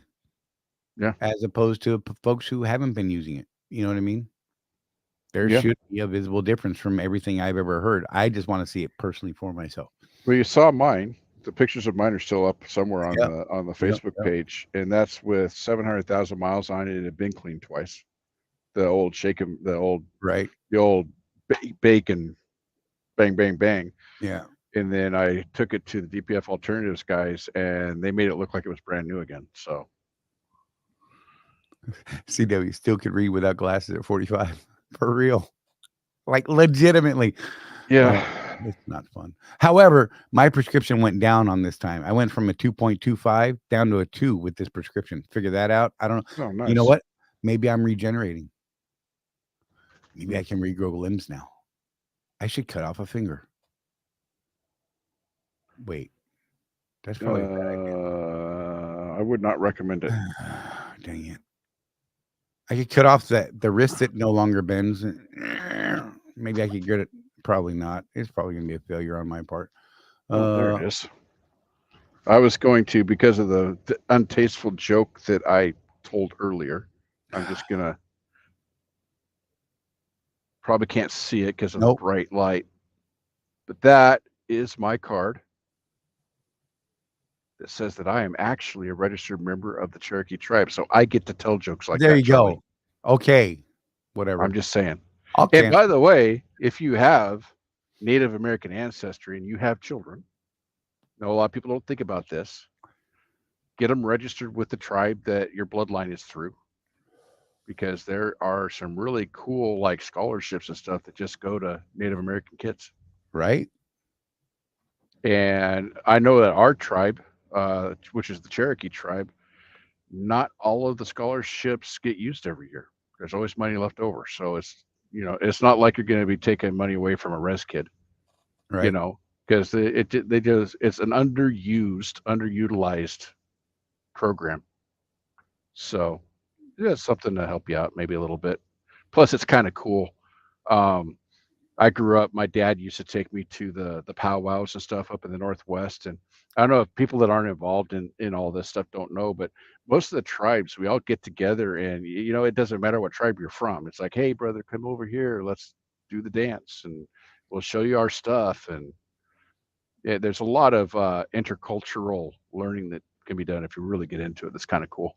Right. My kids could care less, but we got into it when I was a kid with my sisters. CW made a good point about the fleet air filter. Don't over-oil it. It will screw up the flow of air. Yeah. Follow the directions. Right. Yeah. Follow directions. There's some cool videos out there. And Turker Tim said, okay, cool. Where can I get them and how easy to install and clean? It's really easy to clean. Requires a bucket, some water, and some laundry detergent. Not laundry detergent. Dish detergent. Yep. Yeah. Like Dawn dishwashing detergent. The regular old great grease now, that it is. You said the thing you didn't know, though, was you got to let the thing dry all the way before you oil it, right? Right. Didn't think about that the first time I did. And me, I'm thinking you're going to drop like a gallon of Rotella in a bucket and soak it, and that's not the case either. Yeah, no, it's actually pretty easy, and I think I was getting 3 or 4 uses of the clots. There's a big can of this spray oil you put in it. That's how you do. Anyhow, you follow the directions, and it works pretty good. And it's the clots oil is a little expensive, but not very expensive. And for as many uses as you get out of the can, I think it's worth it. And yeah, way easier. Let's see. And Donna is confirming that Violet will take you out, Charlie. Right. That'd be interesting to see. Is the stuff we buy actually working, or is it a sham? Yeah, from everything I've seen so far, depending on how you're using it, and I mean, there are some other factors that pop in. Oh, well, look, where was it? So Jim there are things, Jim just said, I use max mileage and just had to replace DPF filter 23 Freightliner. At least it's under warranty. I just wonder if there's something wrong with it. I've heard some people talking about some issues with DPFs in the 23s. So far, I haven't had a problem. Yeah. I regen almost never. Just saying. At least parked regens. So yeah, we always look at this stuff, Trucker Tim, with a little bit of skepticism. I'm going to bring up a really famous one. The Turbo 3000D Veda. I got one still on Chewy. I had one on my 2007, and I can tell you that for me, it the power that I got after I put it on versus the power I had before was noticeable. That is a device that increased the pressure along the fuel rail, right, going to the injectors, to give it a more even pressure across the whole system. It's also something that is no longer necessary because the OEM started just doing it right on their own. But there was all this thing, that was one of the ones that sponsored Kevin Rutherford back in the day, one of his vendors. Chewy team was on there. It's funny. He got a lot of grief over that thing because it would work for one guy but not the other guy, right. And it was all over the board whether this thing would work or not. So the only thing I could tell you is do your testing. So things like the OPS, the bypass oil filtration system, absolutely, I think everybody should have that on their truck. We can't have them on an IDL lease truck, which is stupid. Right. But let's just say, even if you decided I'm still going to do 50,000-mile oil drains, I'm not going to extend the oil drains. You know what you are doing? You're sampling that oil every 25,000 miles, so you know what condition your engine is in. At 1.46, or not, that was somebody else's truck, sorry. At 946,000 miles, my 2016, I get oil samples back. The last one I got back, the only thing that had dropped at all was the base in the oil. Right. That was the only problem. I've got no wear metals. I've got no potassium. All of those things that would tell you that there's something wrong with your truck. And I'm doing extended oil drains on that thing. So if nothing else, you're getting cleaner oil going through your system because it pulls out of the positive pressure port on the side of your oil pump, takes it through the filter, and dumps it back into your oil pan. And do you remember what the micron ratings were? It's like one or two microns. And the standard oil filter's like 5 or 7 or something like that. So you're getting a much better filtration on that thing, just better for your engine. The fleet air filter, again, the oil filter is not a new idea, Charlie. They used to put those things on the muscle cars back in the day, remember? Yep. Because the engine would breathe better and it caught more crap coming through the inlet on those big engines. So that's a proven technology as well. Yep. CW, exactly. They increased the rail pressure on the fuel system. And I honestly believe it was because of things like the Turbo 3000 that prompted them to do it, because we had so many people that were using it and actually seeing benefit to it. I mean, of course, there's always the people say, oh, it didn't work for me and whatever. Fine. Yeah. Hey, CW, good call, because we're about to end this thing. So maybe I should throw it out there. Hey, what's the fuel surcharge this week? or are we not getting enough miles for you about it? That's fair, bro. Look, I can tell you what that answer is. It's right here. Look, I have it up here, and I forgot to click on the button earlier. So thank you for calling me on that. It is right here. For the you Swift guys out there, the period 314 to 320 standard OTR band fuel surcharge is 0.457. We actually did see a 2-cent increase in the national average, and we saw a decrease in the West Coast, which closed the gap. So we went from 10-cent West Coast fuel surcharge down to 9. For you guys out there running those Western states that get that extra bump, you went down from 10 to 9, and the standard fuel surcharge was last week was 0.455. I think it was 0.455 last week, so it's just 200ths of a tenth up, but it's up is up. Mm-hmm. Life on 18 Wheels brings up a good point. Is watching a video podcast from Blue Ribbon Logistics, which is Landstar based. And they made the claim that if you really want to save on fuel economy, not to use cruise control and train your foot. Absolutely. That is absolutely true. Now, here's the thing, though. I actually know how to drive the truck. I get lazy, man. My foot gets tired. So I end up putting the cruise control on. Right.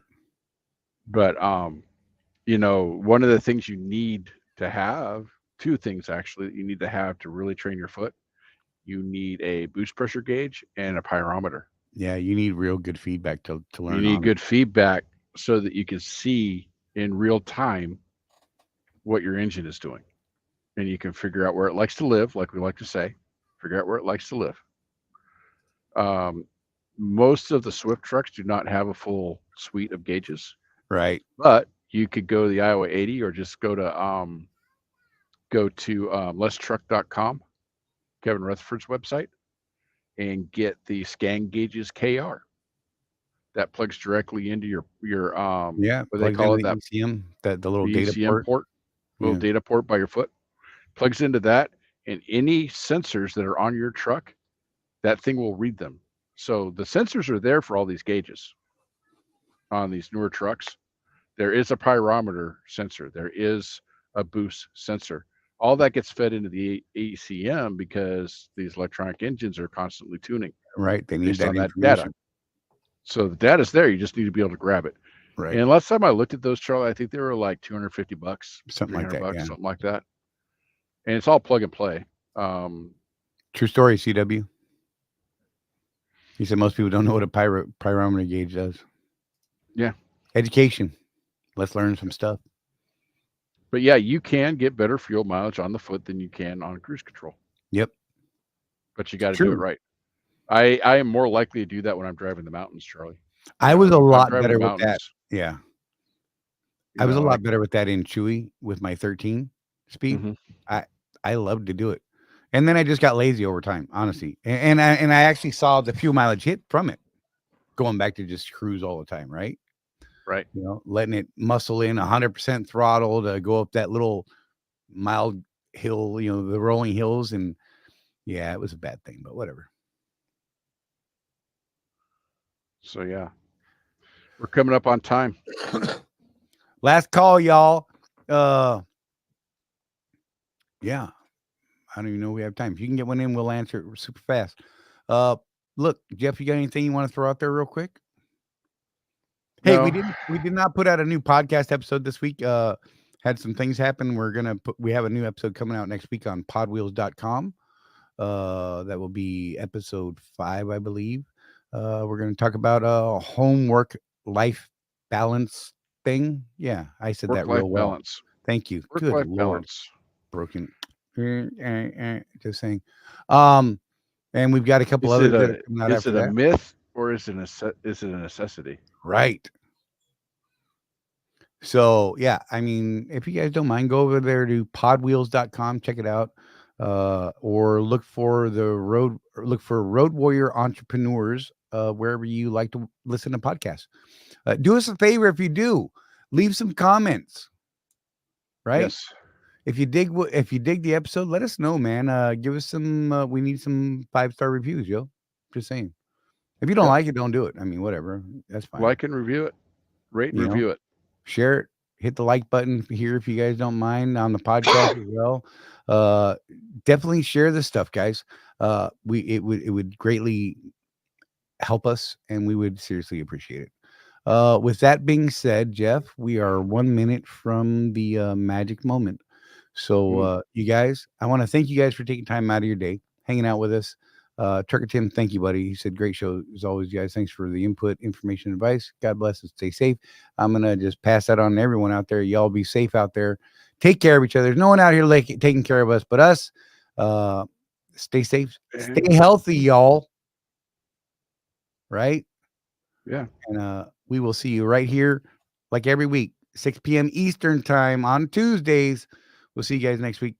Take care of each other and check out the podcast. Whoop, whoop.